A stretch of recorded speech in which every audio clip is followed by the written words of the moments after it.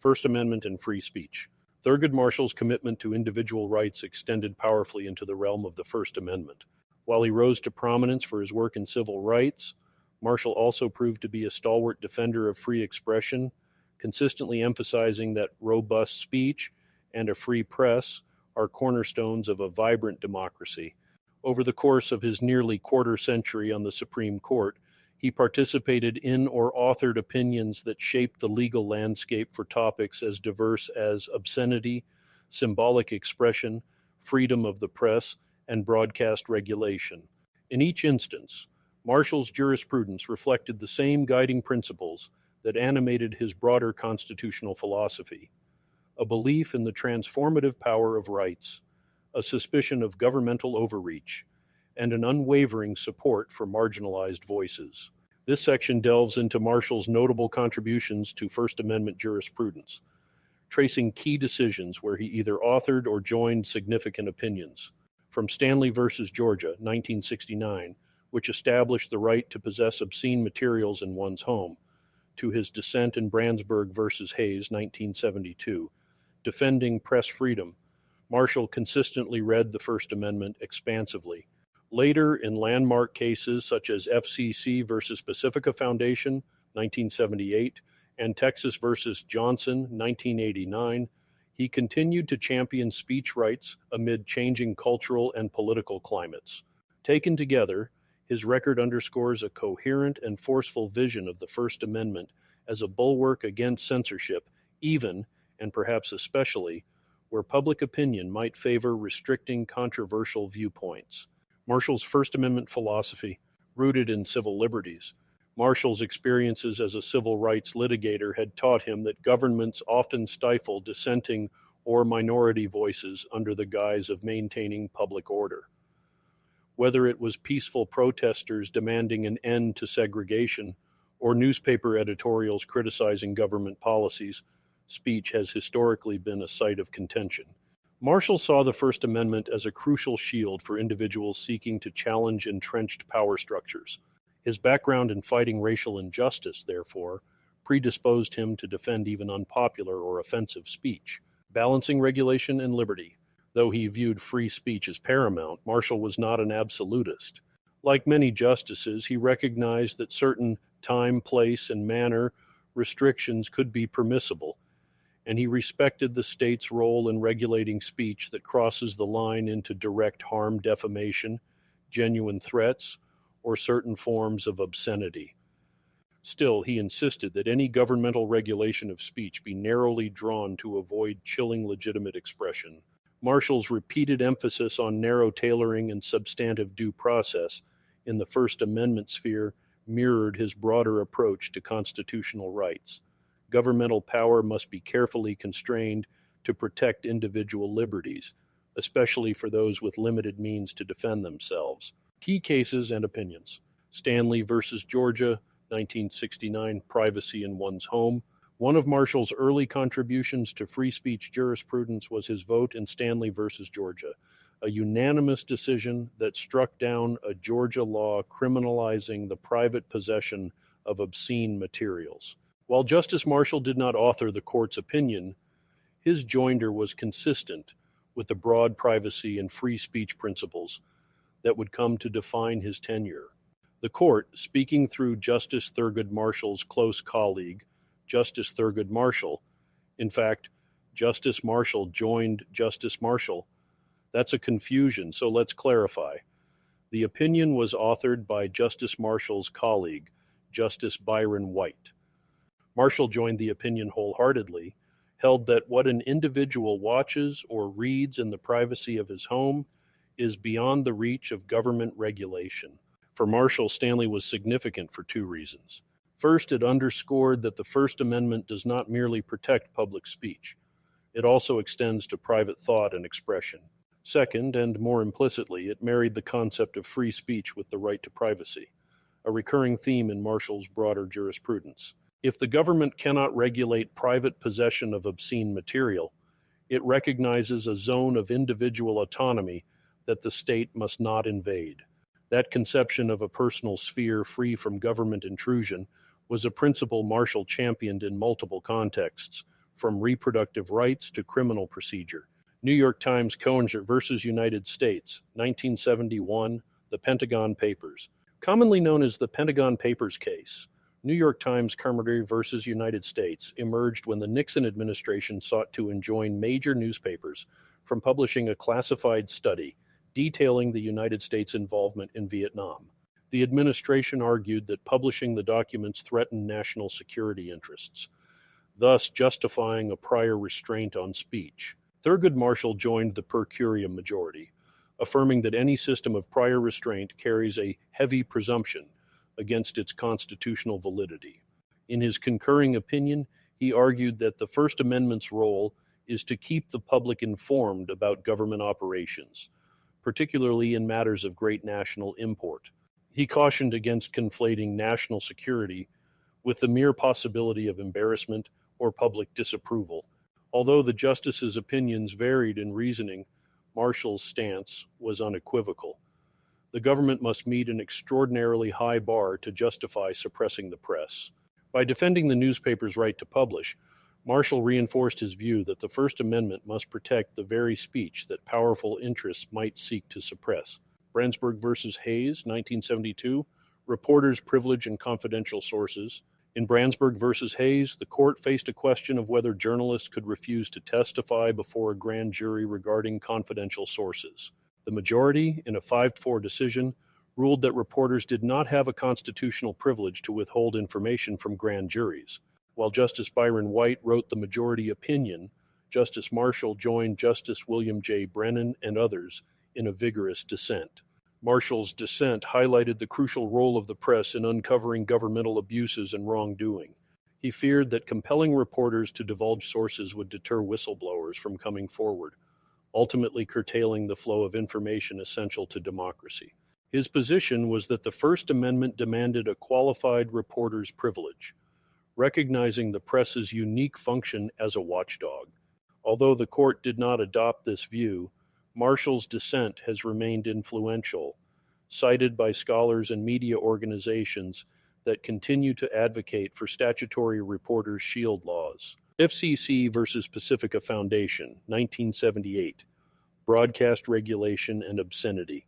One of the more controversial First Amendment cases of the late 1970s was FCC versus Pacifica Foundation, where the court considered whether the Federal Communications Commission, FCC, could regulate indecent but not necessarily obscene content on public airwaves.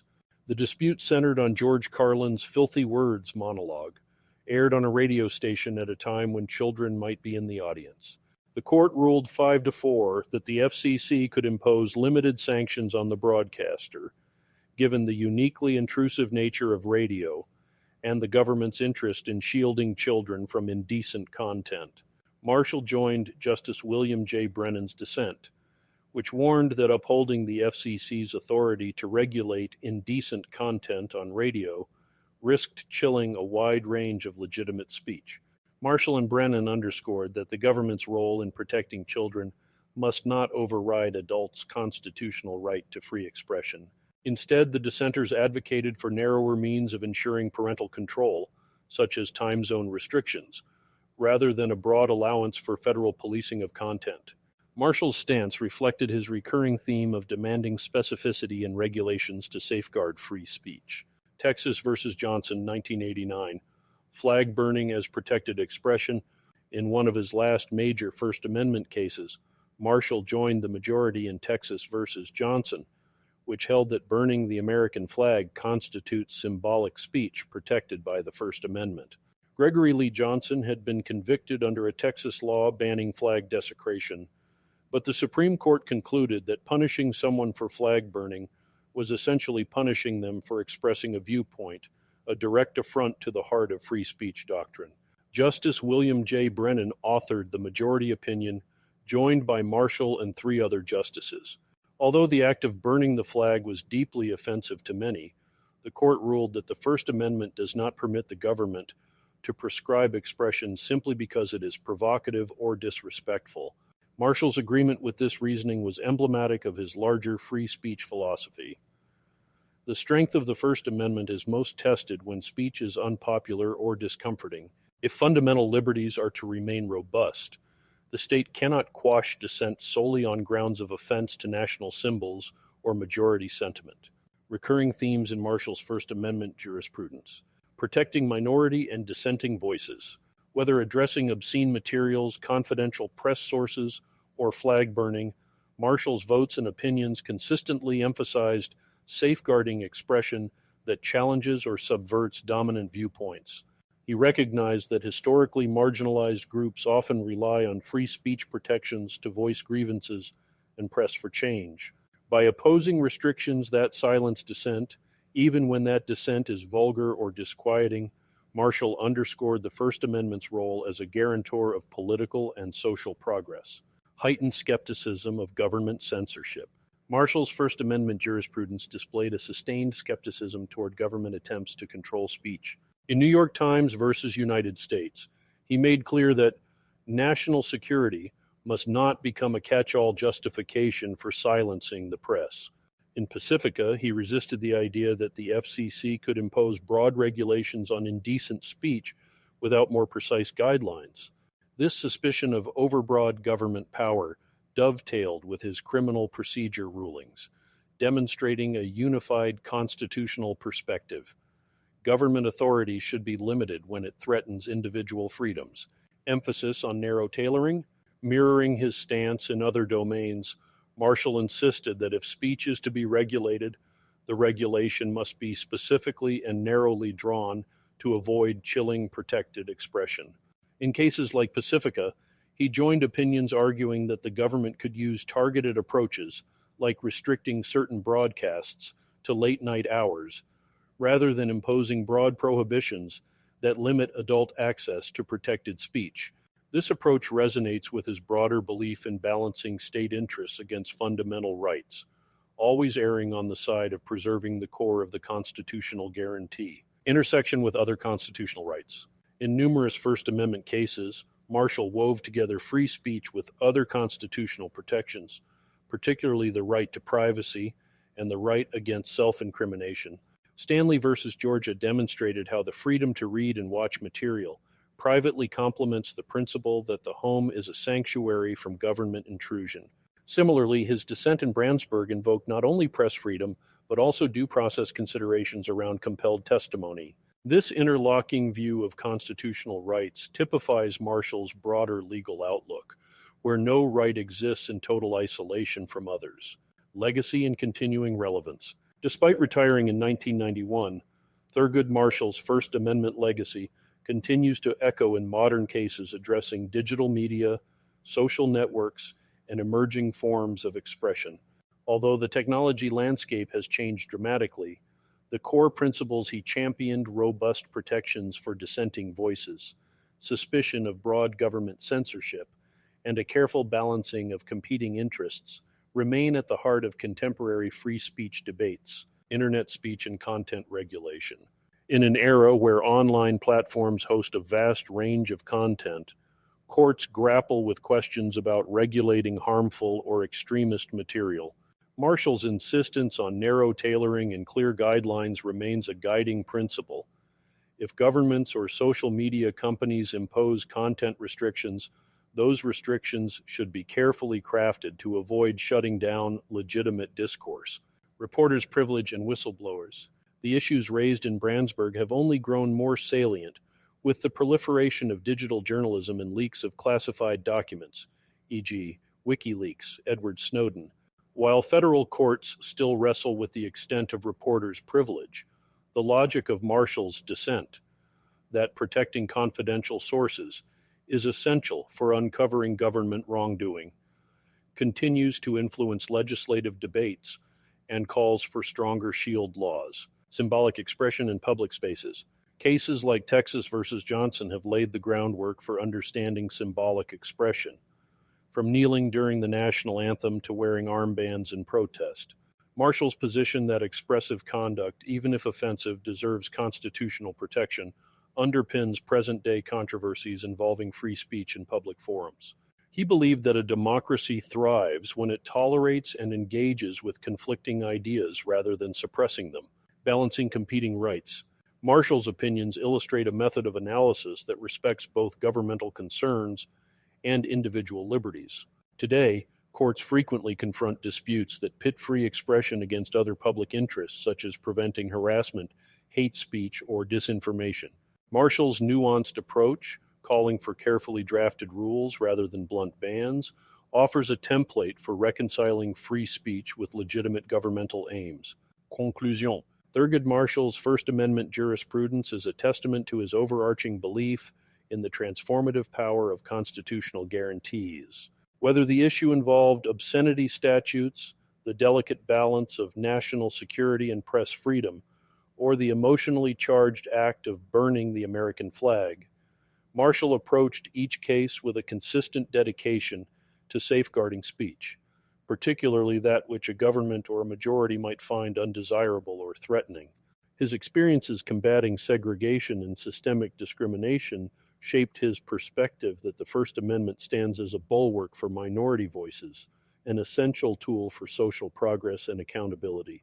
While Marshall recognized that not all speech is protected without limitation, certain well-defined categories of speech, such as incitement or true threats, could be regulated. He was vigilant about ensuring any government restrictions were narrowly tailored. This vigilance reflected a deep-seated wariness of governmental power that resonated across his criminal procedure rulings, his views on privacy, and his advocacy for equal protection. In the First Amendment realm, that meant robust skepticism of censorship, heightened scrutiny of prior restraints, and a staunch defense of the press's investigative role. Today, as society navigates new forms of communication and debates about misinformation, hate speech, and platform regulation, Marshall's free speech legacy provides a steady compass.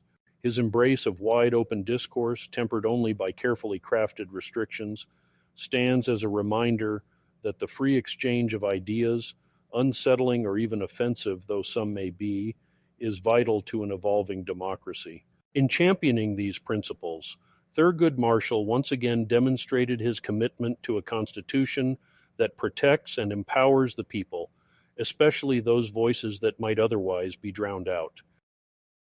About the author, Johan Drolshagen is a seasoned technology expert with deep expertise in cloud architecture, software engineering, system administration, DevOps practices, and content management systems. His professional experience spans diverse roles, including technical leadership, strategic consulting, and innovative digital solutions development. In addition to his technical pursuits, Drolshagen is an accomplished author and researcher, specializing in the intersection of technology, law, and governance. His extensive body of work includes books, scholarly articles, and policy analyses, exploring how emerging technologies such as artificial intelligence, cybersecurity, data privacy, and blockchain interact with legislative frameworks and public policy. Through his writings, Drolshagen seeks to bridge the divide between technological innovation and legal governance, creating valuable resources for policymakers, legal professionals, technologists, and academics. His multidisciplinary approach supports the development of informed, adaptable legal systems capable of responding effectively to rapid technological evolution, thereby fostering equitable and sustainable policies in an increasingly digitized global society.